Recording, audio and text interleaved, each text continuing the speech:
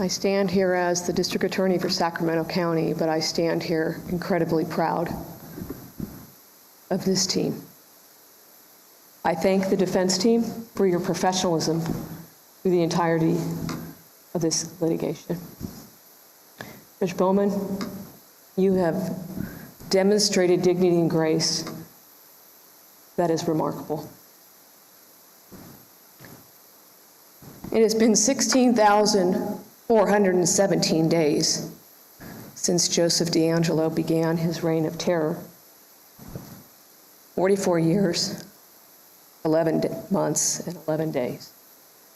For those in Sacramento, it's been 16,136 days since the first rape of Phyllis.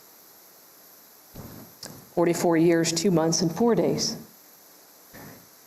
It's been 42 years since Brian and Katie were taken from this world. And it's been 12,529 days since Janelle, that beautiful light, was taken. 34 years, 3 months, and 18 days. A few days after this plea agreement, the plea on June 29th, I had an email forwarded to me from a local journalist, from a woman from Sacramento named Pam. It could have been written today.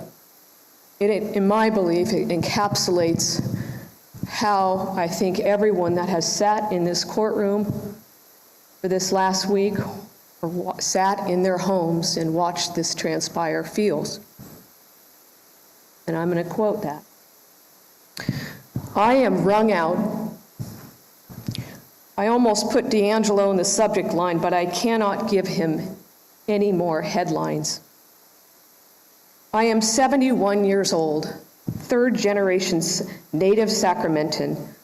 I lived through the terror of the East Area rapist. Over the past 40 years, I have read everything regarding this case. No window is ever open or unlocked at night, ever. Gates on either side of our home are locked always. Lights surround our home. My close friends all feel the same. Recently, a contractor in my home questioned why my sturdy, large, nailed picture window facing out hadn't been considered for replacement with, quote, nice sliders with screens to open out. I looked at the 40-something sternly and I said my always ready answer. 3 words: East Area rapist. He made some comment about how he'd heard something about him, but he'd been, quote, arrested.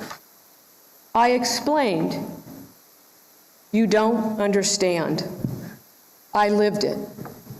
It will never go away. She goes on to say, while I was not a victim, I was a victim. On Monday, June 29th, I sat in front of my TV and I cried. I cried for the victims. I cried for the families. The horror, the terror of what those who died went through in their final moments. As a person of faith, I put my faith in God's love, that He immediately covered those victims in peace and in love. I have to believe that in order to put my foot forward every day. Pam followed up with a note to me just a couple days ago.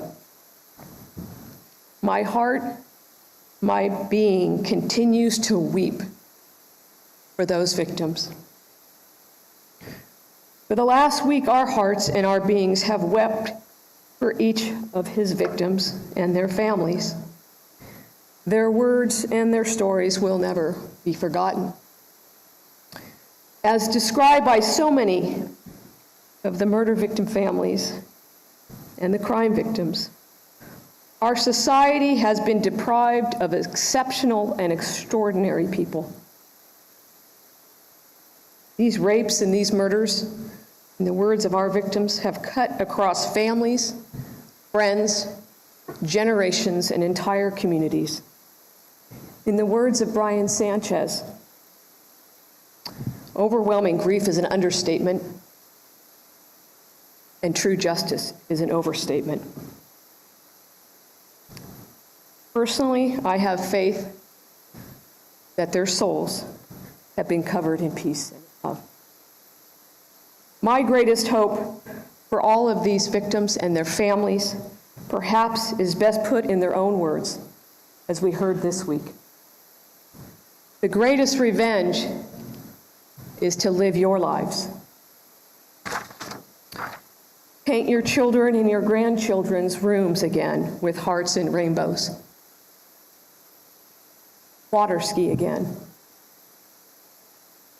Know that the monster of your childhood or your younger years is gone forever and will die alone in the dark.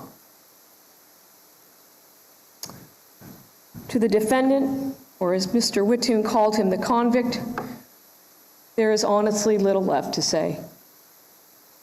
Your name will fade from the headlines. But despite that fade, know one thing. Until the day you leave this earth, this incredible team, a team that has worked for decades to find you, to arrest you, prosecute you, convict you, will not just promise you, but will ensure that you will never succeed at deceiving or manipulating the Department of Corrections and Rehabilitation into believing that you are some feeble, inept old man who somehow deserves better housing, treatment, or privileges.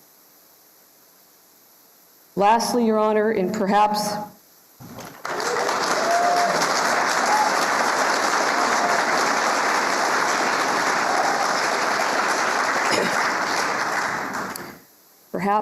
in what I think are some of the most powerful words we heard this week from Chris Pedretti, Mr. DeAngelo, there is no prayer strong enough to save you. Thank you. Thank you, Counsel.